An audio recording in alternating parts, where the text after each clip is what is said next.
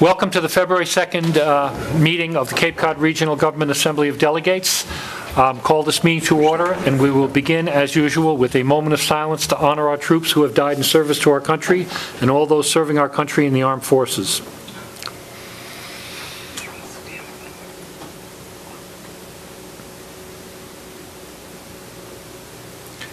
Thank you, and now we will stand for the Pledge of Allegiance.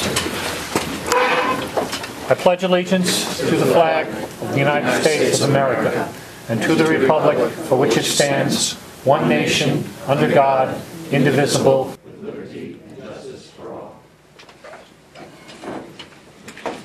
The clerk will call the roll. Richard Anderson? Here. Cheryl Andrews? Here. Ron Bergstrom? Here. Leo Kukunis? Here. Christopher Kanega. Here. James Killian. Here. Marcia King. Here. Thomas Lynch. Here. Teresa Martin. Here. Deborah McCutcheon. Spiro Mitrakostas.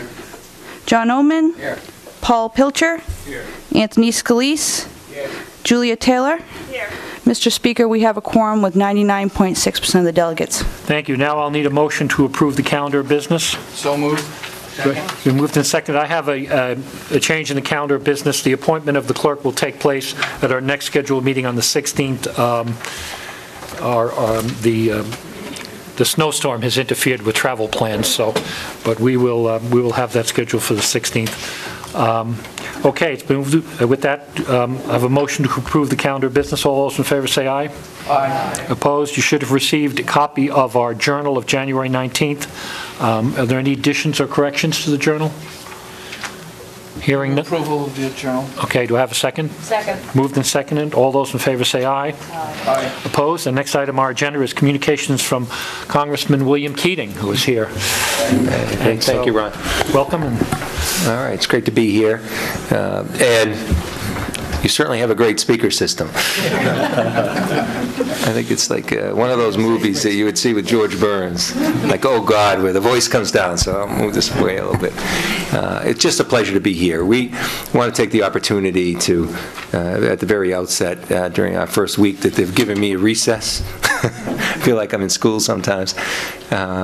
To have off, to just come down here to make sure we network. There's a lot of familiar faces that I've seen over the last year. Some go back decades, like Tom Lynch and I serving together years ago in the legislature.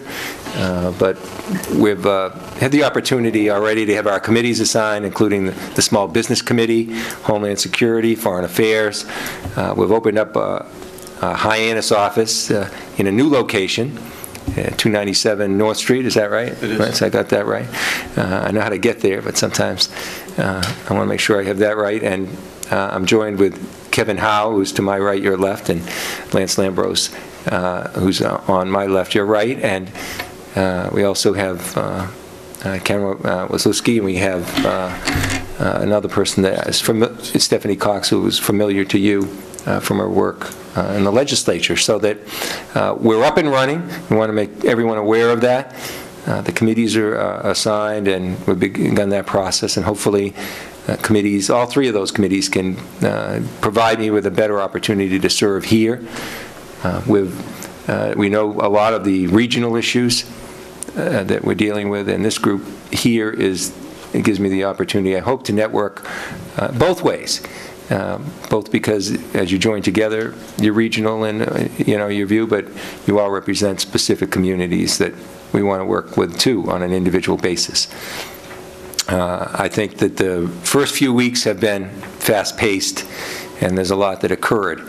The direction that we're going, I think, will be one where that'll affect you in ways that there will be more restraints on spending. I think that's going to happen because of the deficit situation.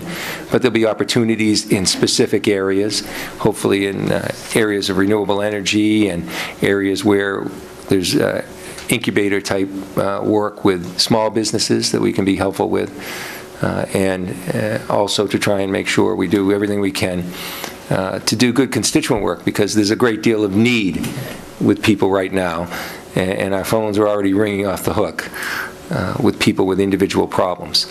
I just want to make sure that you know we're going to be there, you know who you're dealing with, and I think you did, you know some of the people already. And I want to make sure that together that we're communicating, because if we network together on issues, in spite of the fact resources may not be great right now, we can still get things done. And so we want to continue that approach. And I think that making this in our first week that they gave me off, one of my stops that I wanted to do, it will be part of that, because it's a great way to work together. There's so many needs, the wastewater issue probably being the most prominent need.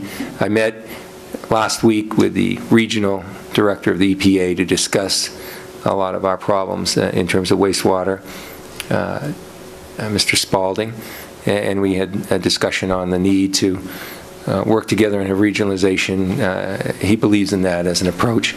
There's no magic wand that you can wave over that issue, but it's certainly one that we can't forget about. The job issue is critical as well. And in this area, small businesses are the prominent way to create some new jobs, and we're going to work hard to assist those businesses going forward. So we're here, you know how to get us, and together we'll be able to accomplish more than we will just going in our own directions, and that's the purpose here, you know, of this assembly as well. So if anyone has any questions about anything, I'd be glad to do that. Yes, I'd like to, you know, I know you've had a chance to meet with some of the delegates from before, but I don't know if you've met all of them, but I'm going to run down the list here. You know Spiro Mitrokostas from Yarmouth, Leo Kukunis is from Harwich, Chris Kanega from Orleans, John Oman from Dennis, Tony Scalise from Brewster, Marcia King is from Mashpee, and you are our Vice Chair, Dick Anderson. That's where I started my day. He's from Bourne, so That's you right. get to know him very well. You better be, yeah. And of course, Oh, really? It's great. And of course, we've got Paul Pilcher from Wellfleet, Teresa Martin from Eastham, James Killian from Sandwich. We have Julia Taylor from Falmouth, Cheryl Andrews from Provincetown. You know Tom Lynch very well. He's from Barnstable. He's the big kahuna around here. He has 23% of the vote, but we gang up on him anyway, so we kind of keep him down. And of course, I'm from Chatham. I only have 3%, but it's a very important 3%. It is. So does anybody have any questions now for the Congressman? Anything pressing? You put in your bids now, so, okay, John?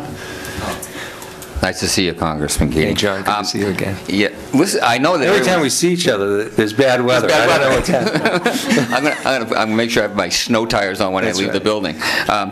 Listen, I know everyone's asking you for money, and I know that wastewater is our biggest project on Cape Cod, but I think I want to make sure that we have an open dialogue with the EPA, because they're being sued on behalf of the conservation law. And I just want to make sure that we have, through your office, an open opportunity to have a dialogue with the EPA, letting them know that we are on track and we are working hard to solve our own wastewater problems. The money wouldn't hurt either, by the way. No. But it's interesting, Mr. Spalding, his background was in Rhode Island and Narragansett, where he dealt, not as, I think, an administrator, but he dealt with a lot of their difficulties. And they had difficulties around Narragansett Bay, the same type of difficulties to a smaller scale. There's not many scales larger than this, but in our country. But we made it loud and clear that, you know, this was a priority. That's why we had him in the very first week we were meeting with people. And he really assured me that he understands the issue, he understands the difficulty of the issue, he understands that case is there, and those of us, when I was in the legislature, that represented communities in the MWRA district and saw the expense of that, want to avoid that at all costs. So we're really incentivized to work together if you look at the cost of that. When the courts get involved, they do not look at budgets as much as they look at results. And that's just something we can't accept, to have the courts be in a position where they're making those decisions. So we're all going to have to work together to do it. Some communities, whether it's Chatham or Provincetown, the density is such that it's less expensive to deal with it because of this economy is that way. But in the other parts of the Cape, and the Mid-Cape in particular, where the costs get prohibitive almost to deal with it. So what he suggested to me is to work hard on the planning phase, which we have some control over, work hard on trying to network and have communities work together so that when there's an opportunity, you can move on it quickly. And in the meantime, just do it on a community-by-community basis or region-by-region or a small regional basis working together. I wish I could come, if I could have come with a solution where I could just wave a wand and do it, I'd be in a much more glorious position probably, but we'll have to get through this. That's the attitude that we'll have. And he expressed to me, from the EPA's standpoint, number one, that he understands the seriousness of the issue, and number two, that he will cooperate with us every step of the way. So, and we'll continue that. I mean, it's one of those issues where you're just going to have to be persistent, and we're going to have to really be dogged in the way we approach it, and just be as ready from a planning standpoint as we can be. And we're willing to do it. And the conduit that you need from EPA to your communities will be there for you. Anybody else have any questions, Tom? As I'm sure you found out through the campaign, we're a very diverse community, and we have great wealth and great natural resources. And at the same time, I'm sure you found out, we have a lot of social needs, homelessness and, suicide prevention, all those types of problems that happen in the big cities happen right on Cape Cod. So certainly anything you can do around the homelessness, intervention area with funding would be greatly appreciated, particularly in the, downtown Hyannis area where we have a significant, we've been working very hard to resolve that problem. And I think your appointment to Small Business Committee is going to be very important for really the economic engine of main streets up and down, throughout the Cape. But I wanted to just toss a little softball, if I could, and could you tell us a little bit about why you chose the office you did? I think JFK is, practically a native son of, the town of Barnstable and Hyannisport, of course, and you're carrying on some of that tradition by occupying an office that he once did. Is that correct? Yeah, the practical answer to that is I won the lottery. There were so many new freshmen and so many people changing their offices that they have a lottery every year because everything's done on seniority, and including your office space. And so many people were coming in at the same time. We just drew a chit out of and the national press covered it. And I'm amazed what the press finds interesting, but they actually covered it. And I was the 16th person. I did have some information that all of them didn't have, I guess, about the history of the office and that it was open. So I was holding my breath for 15 choices, but I was able to do that. Now, the office also was the office for the first woman who was elected to Congress. And she was elected before suffrage occurred, because in her state allowed women to vote before the rest of the country, Jeanette Rankin. And so there has a history that way. As well. But, if you just walk around through the Capitol and State House, and I hope I never get, and I hope no one should ever get, fail to get, awe-inspired, and you see the Adamses and Daniel Webster and all the people from Massachusetts. We have a great history there. And you'll be pleased to know that learning the procedures and learning it, there's so many parallels between the Massachusetts legislature and the way Congress is set up. It really has helped, learn the rules and be able to go there. So, but don't get any ideas about that. I think, as you can see, you've been working your way up the political ladder, and I've been working my way down the I don't know about that. Congressman, are you going to have are we going to shut down government, or do you think we'll get the debt ceiling raised? That's a good question. They spent, they meaning all of you, I think, spent a great deal of time with freshmen dealing with orientation. We were in Harvard with some of the best economists and security people. Condoleezza Rice was there, Graham Allison, people that are experts, and we certainly took advantage of all those people. We were in Washington with an orientation, then we were in Williamsburg for an orientation.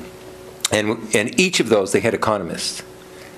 And it was emphasized so strongly to everyone that was there, particularly freshmen, the chaos and the economic harm that would occur if the debt ceiling wasn't dealt with, and I know there are people and I want to get political here, there were people that ran on the fact that they weren't going to raise the debt, they're going to use that as an artificial way of keeping hold of it.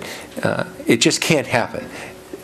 If it did, the effect on Wall Street, the effect internationally would be devastating. Now, with that being said, what I think is going to happen, and should happen, is as part of raising that debt ceiling, put in a longer-range plan of fiscal control as part of that. So I could conceive of, I didn't discuss it with anyone, but I could conceive of, the vote to raise it, accompanied with, for instance, a 5-year plan of cost containment and control as part of it. That's the only way I can see out of that impasse. But it's a serious question because it'll have enormous consequences. And it shouldn't be politicized. And that's what was emphasized to all of us. Make whatever decision you think is right, but realize that if you do something irresponsible, it's going to have enormous and pernicious economic impact.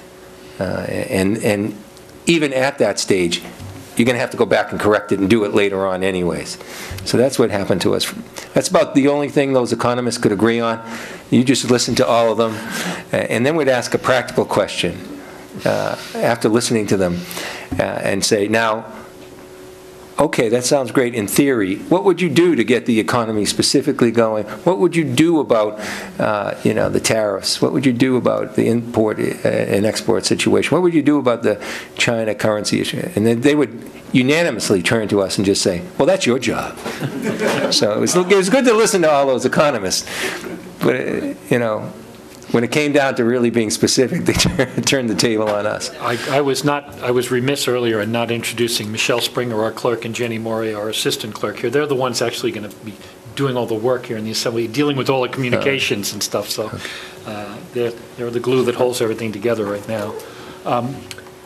Well, I want to thank you very much for making it. Oh, you want to? Yes. Take a picture. And John, if there is problems with EPA or something, call our office, and we will make sure you get an answer. I actually have one more. The number is 508, I'll give you two numbers, 508-771-0666. That's the Hyannis number, obviously. And then the Washington number is 202-225-3111. I actually have one more question for you. Did you have a Republican date for the State of the Union? It was a blind date. It was a blind date. I didn't have a preordained date, but I sat with the representative from Scottsdale, Arizona. I sat with the Arizona delegation. I felt if I had the opportunity, I wanted to, by my presence, help them out. They're going through a tough time, as we all are, with the tragedy that surrounded the murders and then the injury to Congressman Giffords. And so I sat with them, and I sat with a gentleman from Scottsdale who was a Republican, and it was we had a good dialogue actually during the speech, and I would turn to him when there was discussion about changing the tax structure and ideas I had heard before by both Republican and Democratic presidents, and I said, "Do you think we can really do it this time?" And he said, "Yeah, I think so." So you know what it is? The ideas may not be new. The times are different, and we are going to have to deal with a lot of these issues. We're going to have to deal with the deficit issue. We're going to have to deal with issues like raising the debt ceiling, and we're going to have to get people back to work, and we're going to have to do that together.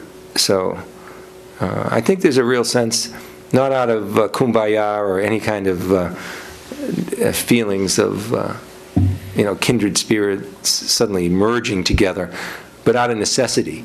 There's a feeling we've got to get some basic things done together. So you're going to see the divide. You'll see the debates. Hopefully they won't be as acrimonious. But you will see, I think, when it comes down to big issues, or we better see, when it comes down to the big issues, us working together on that. Because it's too easy to politicize things like, and that was a great question, the debt ceiling. Who wants to raise the debt? We're already, no one. But the plain facts are, that's got to be addressed.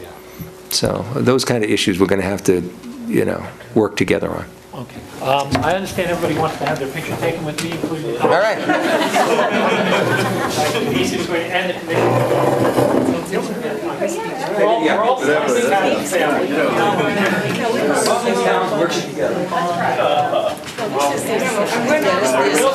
This is like fifth grade. Little guys up front, big guys in the back. Thanks, Lance. That's you. Come on, let's squeeze together. Come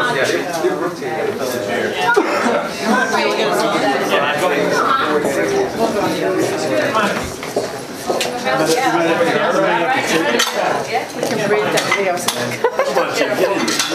Smile. Come on.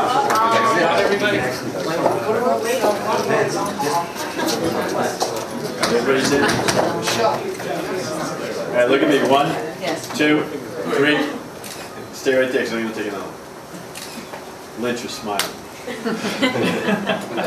Good shot, guys. And I arranged to have my chief of staff, Gary Tennant, fly up here. And he made the weather the way it was. We can't. Great. Thank you very much, folks. We appreciate it. Thanks for giving us time. Oh, here we go with the BC stuff.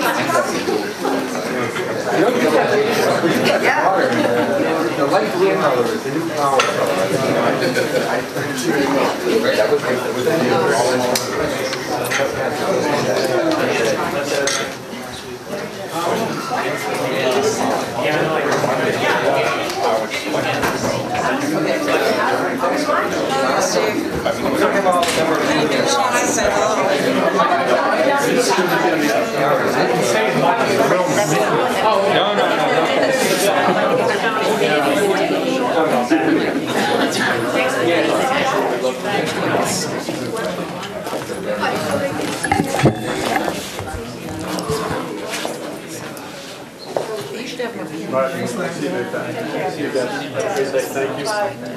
Thanks, Ron.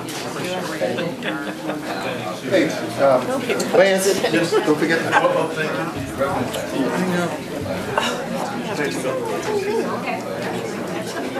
I should take a look at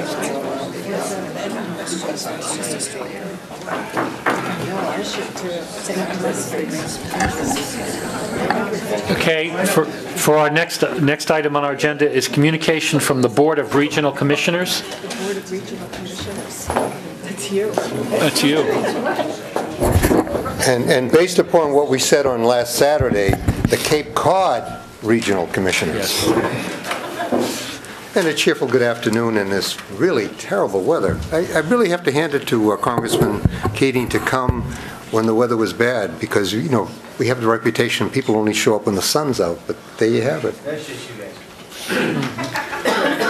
Well, we had another interesting day at the, at the County Commission of Land. We had budget review, which means that we heard a lot of stories about good things that we could do if we only had more money, and we'll try to sort that out and hopefully come up with things that both meet need and meet our priorities.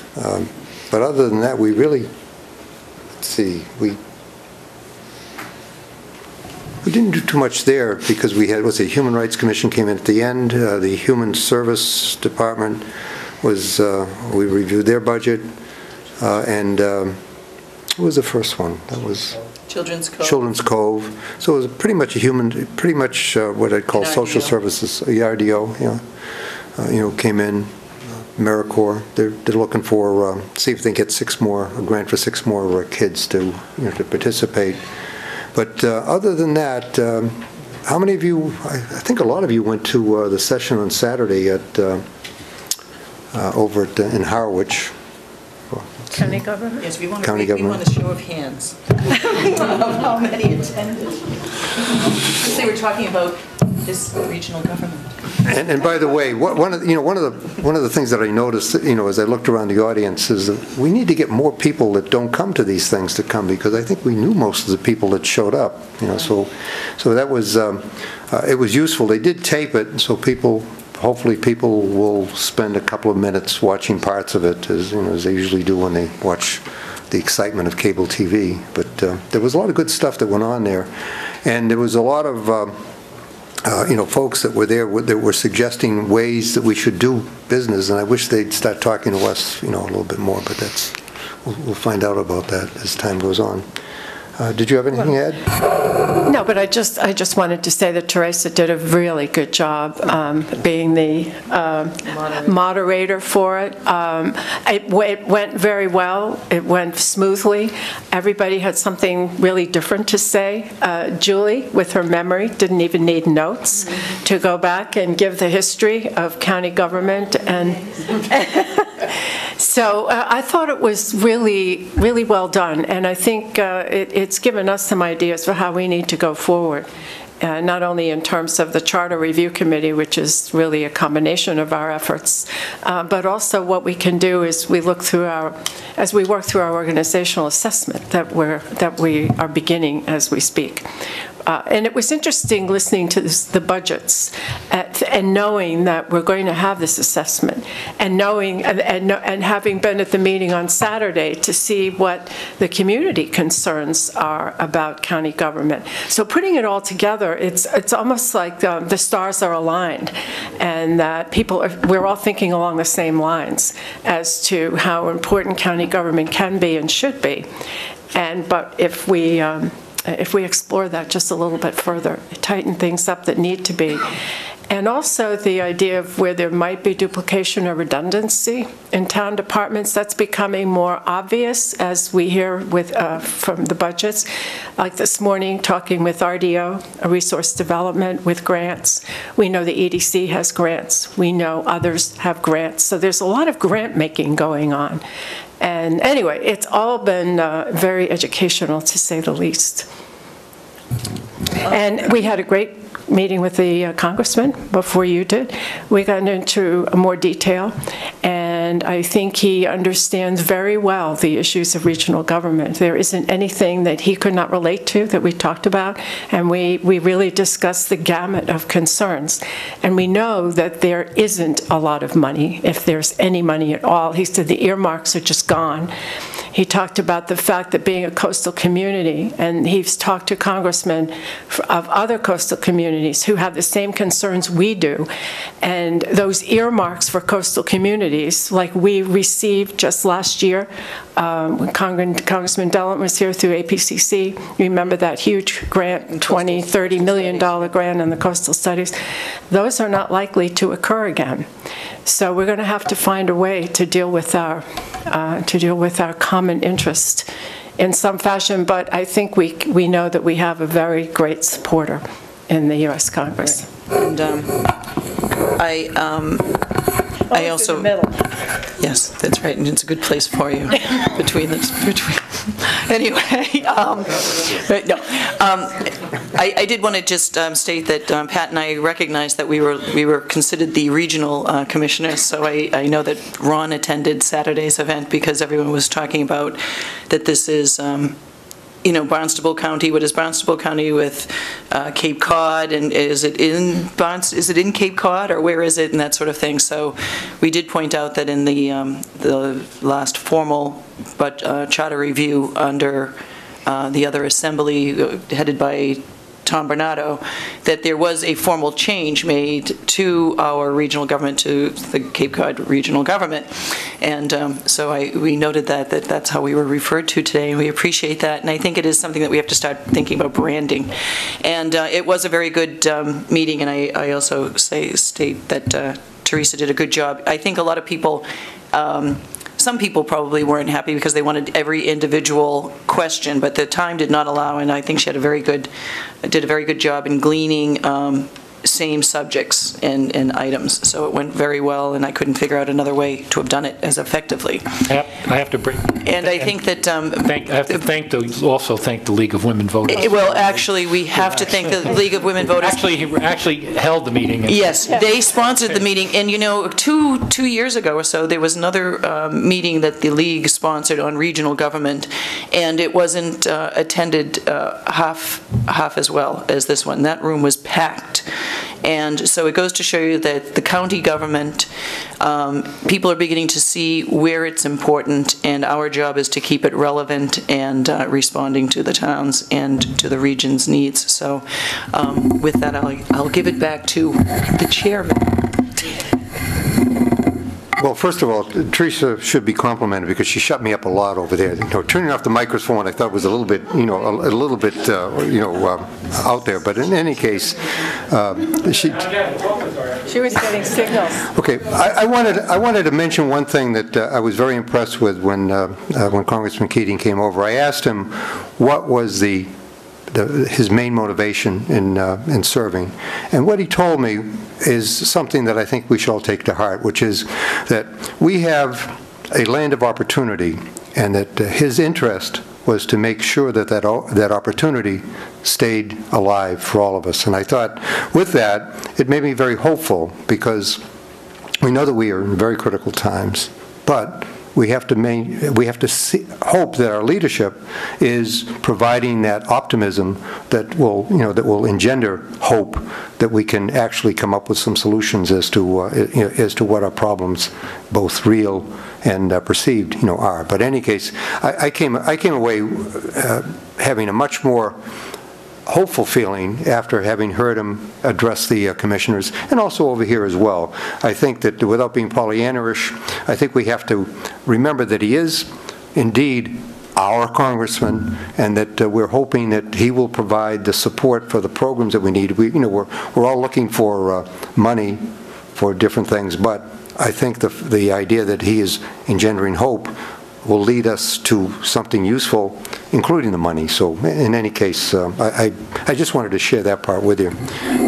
And, he also mentioned to us that he has been invited to be a member of different caucuses, and one of the ones that he's on has to do with substance abuse, because we spoke to him about the real serious issues that we have on the Cape. I mean, obviously it's nationwide, but it's closer to us, so we know what the issues are here on the Cape. And I attended a press conference with him back in November, December, when was the election? November, October, after the primary at Gosnold. And he has been very involved when he was DA in substance abuse issues. So that's very high on his priority list. So he was very pleased that he was invited to that caucus, and to see what he can do and what Congress can do on a national level. But will stay in touch with us on the Cape, and those the people here on the Cape who work in that area. And with that, questions here? Yes. You guys ready? Do we have a county clerk, and are we working to find a county clerk? Excuse me, we tabled that today because we got a response from Attorney Troy, which we just received last night. So we've been given some correspondence on that, which we are reviewing, and we will take it up next week. Chris? Yeah, just as an aside here, we received the budget update as of December 31st, but it contained only the expense side, and I think it would be more meaningful and helpful if it had the revenue side. I thought, well, today what we got was both of them, wasn't it? Are you talking about the budget? No, I'm talking about the year-to-date, December 31st. Expenditures. Okay. So came through, and it would be helpful if the other side was part of that. It usually is, but perhaps it was an oversight. Thank you. Tony, did you have a question? Yeah, I just wanted to know, maybe I missed something. Was anything come of the $104,000 that we were shorted by the governor? Have we gotten it back? We? County? We? Sheriff? No. He's no longer part of it? The sheriff is part of state government. Right, so do we have to worry about the $104,000? No. Thank you. Okay. Yes, and thank you for asking that, because a lot of people think that the sheriff is still tied to the county, and he's not. That is not the case. Paul, I'll get you. Good afternoon. I was just wondering if you had a schedule for us as to when the budget is going to be presented. I believe that we promised it for the your second meeting in March. Yeah. Okay. And that's still on track? Yes. Tom? Going back to the Saturday forum for a second, there was a lot of talk about form and function, and I was wondering, and there were several comments made about the role of the executive branch of county government, and I'm wondering what one or two things you may have taken away from that you know, you would need to address or be thinking further about or be looking for to see in future charter changes that might come up. As you know, Tom, the charter review is something that, you know, that is initiated and maintained by the Assembly within the specific authority of the, you know, of the executive branch. I didn't hear anything that, you know, that changed, let's say, that, you know, that kind of a relationship. But are you talking in terms of supporting an expansion or contraction of the executive branch? Yeah, I thought I heard a couple things. One was I thought that a former commissioner kind of laid quite a challenge out there about leadership on various issues. Oh. And I thought, and secondly, I thought there was comment about the form expanding, that some people thought that a much larger executive branch would be better than the present form. And I just didn't know if you afterwards thought at all about that or had any comments on those two things. In this case, I can only speak for myself, but I think you may recall from the time that I was actually part of this body, I had some, you know, I had some interest in whether or not a larger executive and a smaller assembly might be, you know, might be a goal, you know, to look at, where the assembly was being represented by precincts or was combined in some way.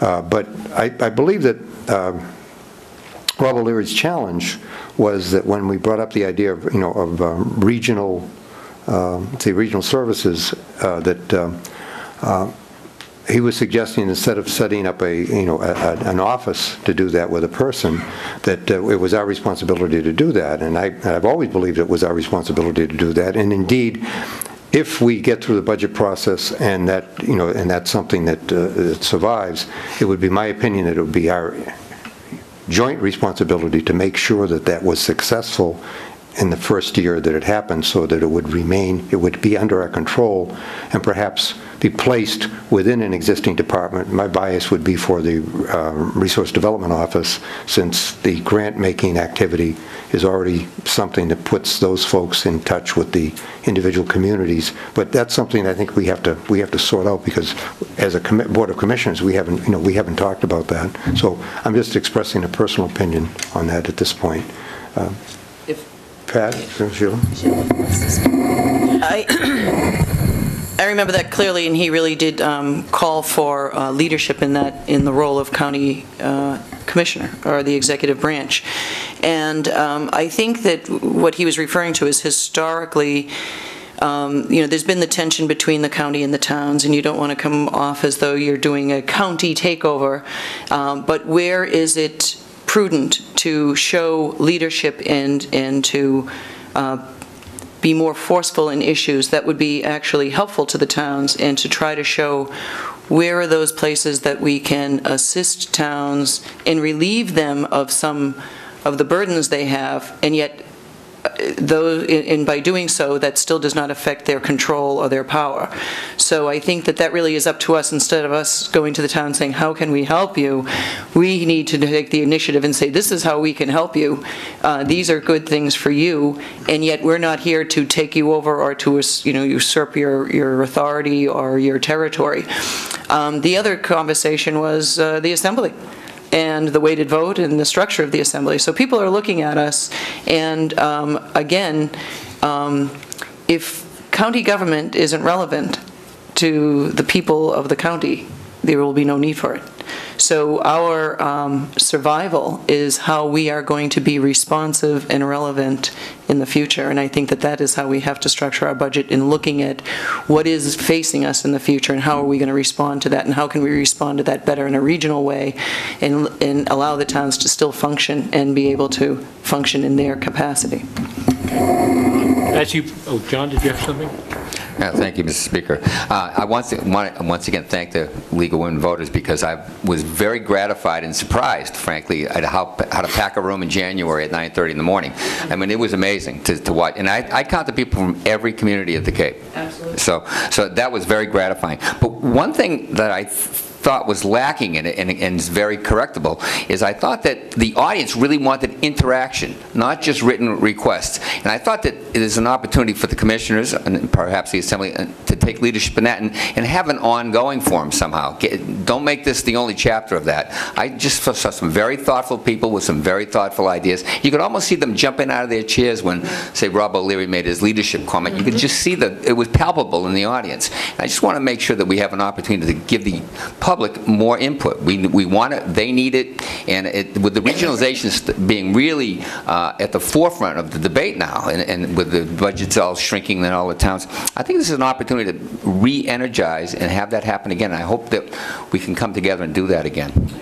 Sooner rather than later, John. Yeah. I have, as you know, I was on the Charter Review Committee along with Leo and Teresa and a few others, and one of the recommendations, they made some minor recommendations. They've discussed some of the issues that we've talked about here and that we talked about Saturday morning. They decided not to bring any major changes in the county structure to the ballot in this past November for time constraints and other reasons. And as you know, all committees sunset at the end of our session, which was in December. But one of the recommendations that did come out of the Charter Review Committee is for a continuing examination of the county processes. And so I've scheduled later on, after the Assembly convenes and we address these two ordinances, we're going to have a general Charter Review discussion as to how we can go forward. Part of that will be a consideration of Elliott Carr's and the roundtable suggestions which he made. I thought he should have gotten a little more time to expound on that. He didn't really have a chance, but I'll talk to Elliott and he'll send us whatever the formal recommendations they made, and so maybe I can get Fred here. So we'll see if the members of the Charter Review Committee want to continue, whether the Assembly wants to continue that process, looking toward any major changes. We're required to do it at least every 5 years, but there's no saying that we can't do it, to looking at the 2012 ballot if people are still interested in structures, because that was one of the questions that was brought up, as Tom mentioned, the structure of county government. So I think that we'll have a little discussion on this later on, and then we'll see, we'll determine the future of that committee. And I even approached Senator O'Leary independently of Elliott Carr and asked him if he'd be interested, and to my surprise, he said, yes. Yes. So, and he made some, so there's a couple of avenues we can approach to reach out to the community and get their input on the continuation of county government, and I think that I'm not going to drop the ball on that, is what I'm telling you. Certainly would welcome Rob O'Leary's continued connection with the county. Right. And I think that what the roundtable is doing is that they looked at the last charter review, and some of the, I was on that, and I think that some of the feeling is that it's very internal. It's very internal with Assembly and commissioners. So if we are, how are we going to vote against ourselves? And I sort of heard from Elliott that they would like to entertain a different process to the charter review headed by that's one of the things we're Rob O'Leary. Discuss, because the charter review process is set up by ordinance. Right. The charter requires that we have the review, but the actual review committee is set up by ordinance. So if it was the desire of the Assembly to change that ordinance anyway and change the structure of the committee, we could do that. And it might be a healthy thing for us to have other people take a look at us and then have that dialogue. So instead of us grading ourselves. Well, thank you very much, and I have one more question. It's like that detective, what's his name, always has one more thing, and just before he leaves. Okay, Colombo, where's your Colombo, trench that's coat? it. Yeah, right. CMed, is that going to be, is there a line item for CMed in our budget? No, there isn't. But we are working with the legislature. There is a bill currently before the legislature that, and this would apply to all counties, surviving counties, not just Barnstable County, where there would be $10 a fee attached to documents at the Registry of Deeds, not the taxes, but a document fee. and that $10 would go directly to each county that raises that fee. And it's been proposed that that would be the way in which CMed could be funded. Okay. Now, that's what currently is before the legislature. So I've been working with Senator Murray's office and with Dan Matthews, who's been the leader on this legislation. And I would say within the next 30 days, we should have something more positive. But we don't have anything in the budget. Okay, because I remember the discussions we had when we had to have an emergency appropriation to fund CMed because the sheriff apparently was overly pessimistic about his budget and suggested that he didn't have the funds to cover it. And so we had to step in, and I'm just hoping that that's not going to be a continuing. We provided $50,000, yes, but I also noticed that he turned back $68,000. Yes, by lowering the nutritional requirements that he fed his prisoners. But I'm not going to. And there's other things, but I'm not going to go there. I'm not going to mention that. Okay. Okay. Any other question? Well, thank you very much, and see you next week. Are there any communications from public officials? Any communications from members of the public? I see a member of the public. Step right up.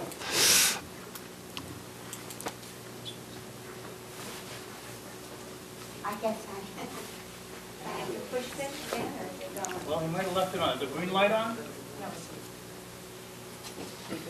Oh, okay.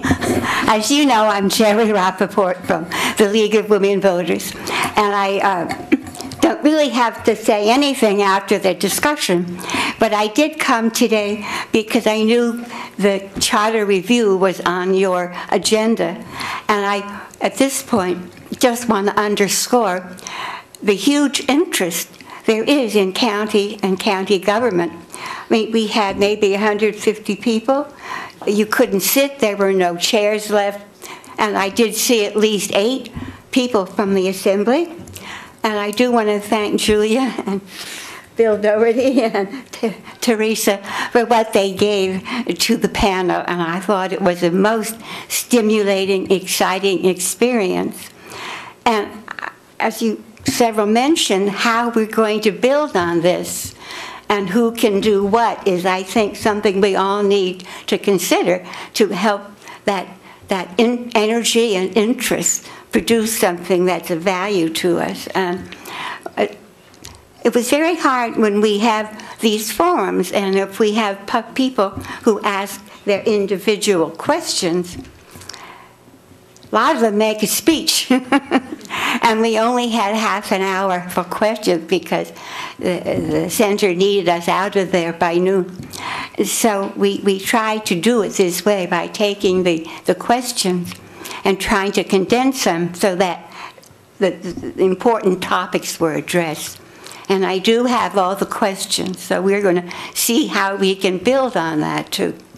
And I wanted to mention that I think many of you have been invited to meet in February with the individual League of Women Voter units, where at least our members and any public who wishes to attend can talk in more detail about what they learned and what their further questions are. So I want to thank all of you for your interest and help and for the future. Thank you. Thank you. Yeah, Leo, did you have something to say? No, I just had a question before she left, but I know that you have a, I'm sorry. I'll call it a sub-meeting, because the big one that you had that 150 people attended to, but I know you have one scheduled in Chatham, and you've invited a couple of members to be there. Are there others that are already, other parts of the community that already have dates set aside that are going to be doing it at different parts of the Cape? Because I know the one in Chatham is what the Mid-Cape and Upper Cape is meeting that week. Microphone. Use my microphone. Oh, yeah, I need this. I'm sorry. I can't hear you when I'm in the back. Yes, we have 3 units.